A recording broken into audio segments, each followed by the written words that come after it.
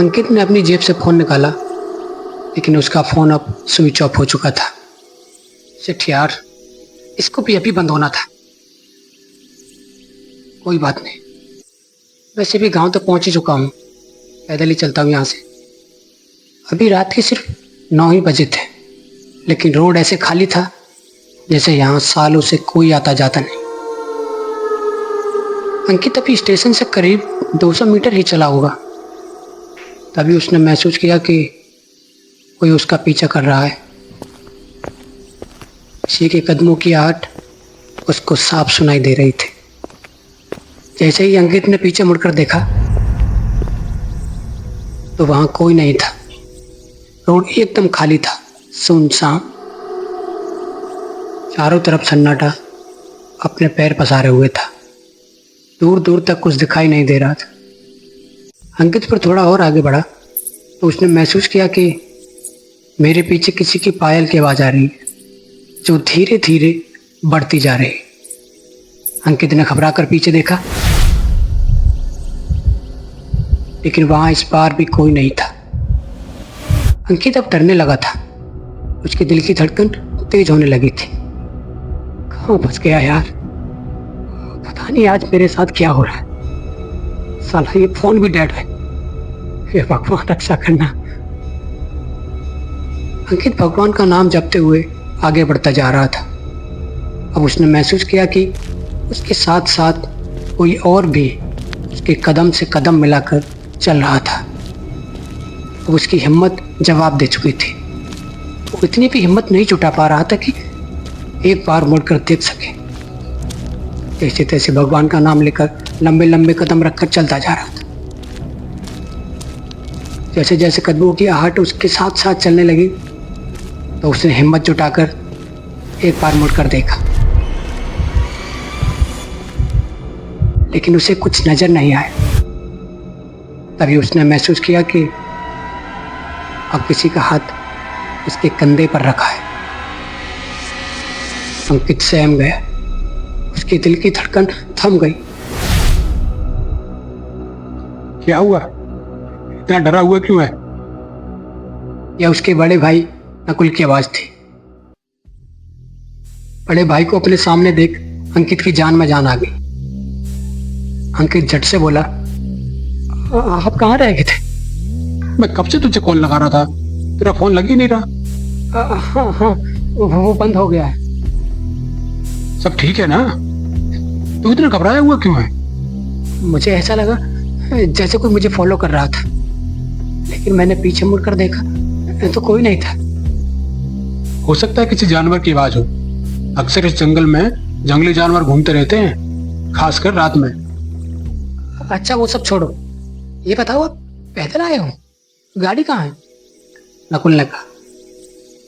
अरे मैं आया तो गाड़ी से ही था, वो रास्ते में पंचर हो गई तो पास में ही पंचर वाले की दुकान पर खड़ी कर आया हूँ।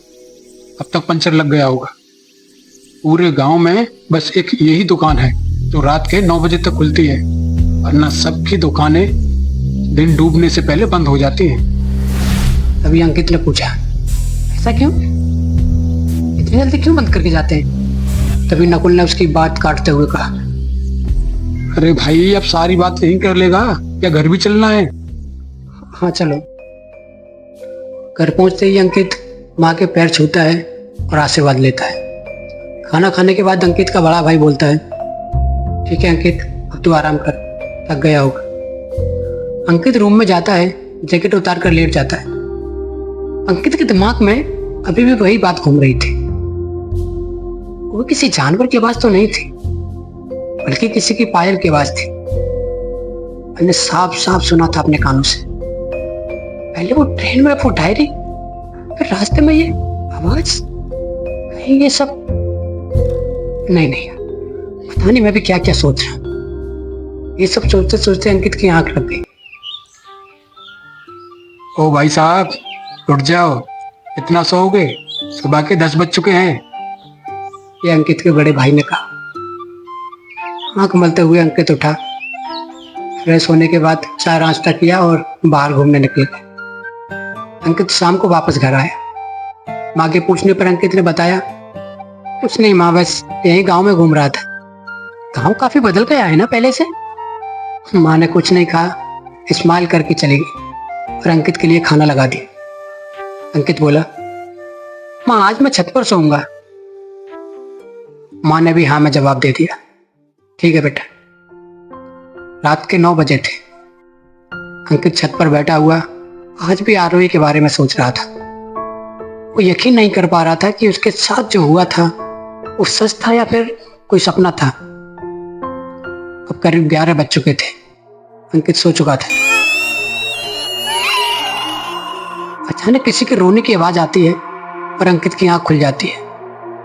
वो अपने आसपास देखता है लेकिन उसे वहां कुछ दिखाई नहीं देता। करीब 10 मिनट के बाद अंकित फिर से सो जाता है। रात के करीब 2 बजे अंकित के कानों में एक आवाज आती है। अंकित की आंख खुल जाती है और वो उठकर बैठ जाता है।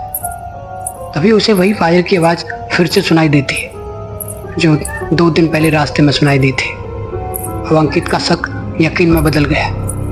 वो आवाज अब बढ़ती जा रही थी। अंकित ने अपने चारों तरफ देखा तो कोई नहीं था।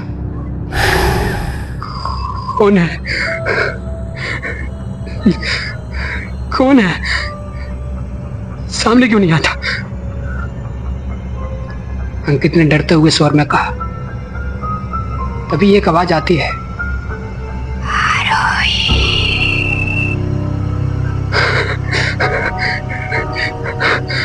सामने आओ। क्या चाहिए तुम्हें? क्यों मेरे पीछे पड़ी हो? दम है तो सामने आकर बात करो। तभी एक लड़की उसके सामने आकर खड़ी हो जाती है। खौफनाक चेहरा जो आधा जला हुआ था, कपड़ों में आग लिपटी हुई थी और जलने के निशान कपड़ों पर साफ नजर आ रहे थे। उसे देखते ही अंकित के हाथ पर सुन्न पड़ गए। इतना भयानक चेहरा जिसे देखते ही इंसान मौत से तो बाद में मरे, पहले हार्ट अटैक से मर जाए। अंकित की चीख निकल गई और उसकी आवाज सुनकर बाकी के घर वाले आ गए और पूछने लगे कि क्या हुआ? क्या हुआ बेटा? क्या हुआ? लेकिन अब वहां कोई नहीं था। अंकित ये देख बेहोश हो गया। सुबह जब अंकित की आंखें खुली तो वो अपने बिस्तर पर था। घर वालों के पूछने पर अंकित ने रात की पूरी घटना बताई। तभी अंकित का बड़ा भाई बोला, तुझे कोई डायरी मिली क्या जिस पे पढ़ते पढ़ते सब कुछ गायब हो जाता है? अंकित ये सुन हैरान हो गया। हाँ, लेकिन ये सब आपको कैसे पता? अंकित के भाई ने जो बताया वो सुनकर अंकित हक्का बक्का रह गया। बड़े भाई ने कहा, वो लड़की कोई और नहीं, अपनी आरू है। अंकित ने कहा, आरू? हाँ, वही आरू जो बचपन में तेरे साथ खेला करती थी। अब उसका नाम आरोही है।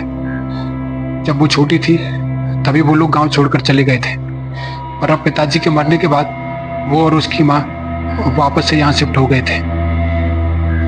तो वो मरी कैसे और क्यों? नकुल ने कहा, कुछ महीने पहले ही उसने पेट्रोल डालकर अपने आप को खत्म कर लिया। किसी को नहीं पता उसने ऐसा क्यों किया था। कहते हैं उस डायरी में ही उसकी मौत की वजह लिखी है। जो भी उस डायरी को पढ़ता है वो जिंदा नहीं बचता। अंकित, इसका मतलब अगला नंबर? जो अंकित अपने जन्मदिन की खुशियां मनाने के लिए जिस घर में आया था, आज वहां उसके सर पर मौत का साया मंडरा रहा था। उसे कुछ समझ में नहीं आ रहा था। तभी अंकित ने वापस दिल्ली जाने का फैसला किया। अंकित अपने कपड़े लेता है और पैक करने के लिए बैग उठाता है।